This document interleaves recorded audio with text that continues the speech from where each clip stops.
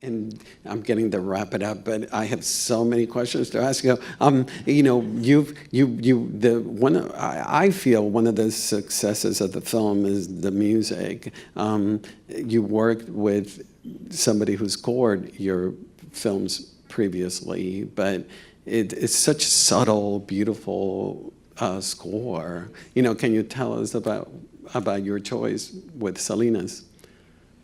Yeah, Scott is a dear friend of mine, and he's worked on two of my last films in a series that I did for Showtime.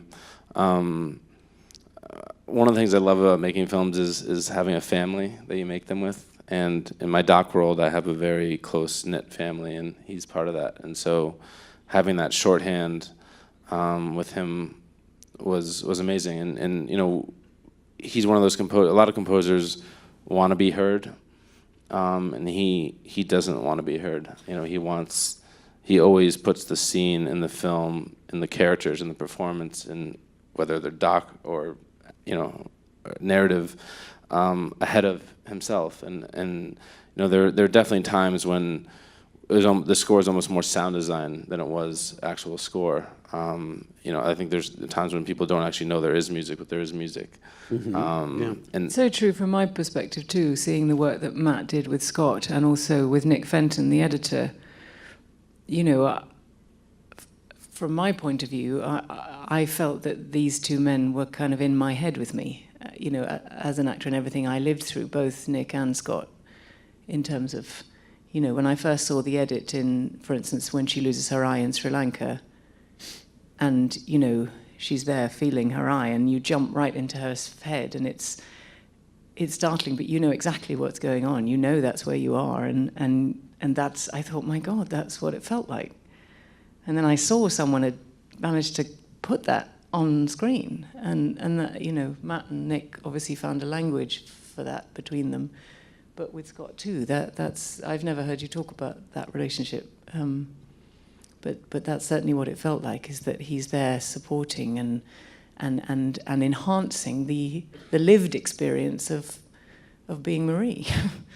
So I think the thing I say to my editor, you know, my team all the time in my documentaries, and luckily I was able to do it with this as well, is there's this amazing feeling when you're out in the field, whether you're in the middle of, you know, a meth lab in the middle of Mexico, or a emergency room with a suicidal patient in Washington State. There's that feeling when you're shooting a documentary that just, it's sort of indescribable. And my goal is always to try to translate that experience as much as possible to the screen. And that was very much the case. I didn't know if I could do that, but we tried as hard as possible in this, you know, this new narrative experience for me, to try to translate those experiences of the mass grave, which was so emotionally intense and so wrought. And, you know, those women, when they're pounding their chests and chanting a prayer for the dead at the end of that scene, that's not scripted, that's not planned, that just happened. And so, you know, those moments were really beautiful moments, and having Roz be able to react to those moments in real time was really exciting. And Rosamund, I can't call you Roz, I'm sorry. What was it like?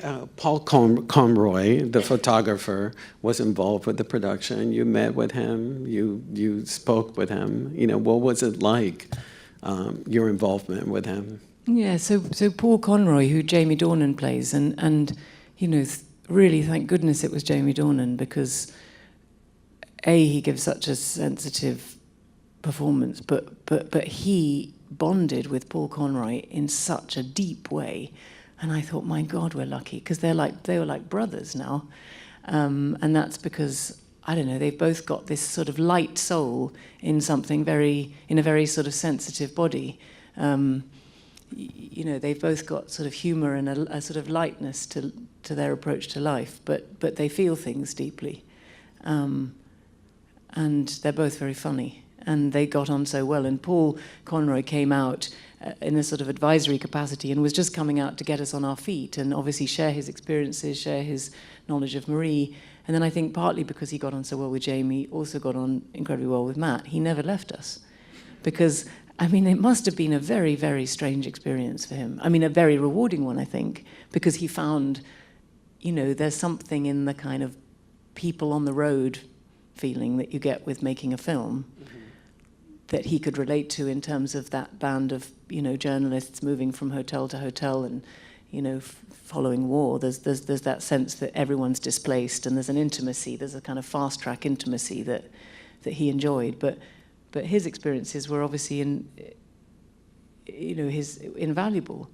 But then there was emotional shock for him too. When he walked into the media centre, you know, you call it a media centre, that was where all the media were huddling in Homs. I mean, it was a building where the top floors of the buildings had been shorn off by shell fire. I mean, it was, you know, satellite connections were coming and going.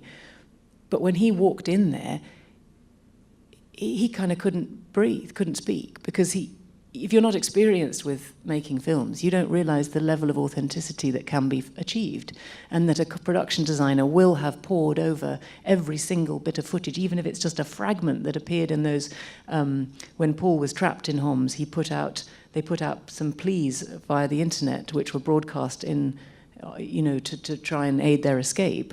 But there was a fragment of a mattress. Now, Sophie had found a mattress identical and put that in our media centre, and then built up the whole thing. So it was traumatic, I think. You know what it's like. If you don't come from a film world, you don't necessarily realise that how much detail people go into.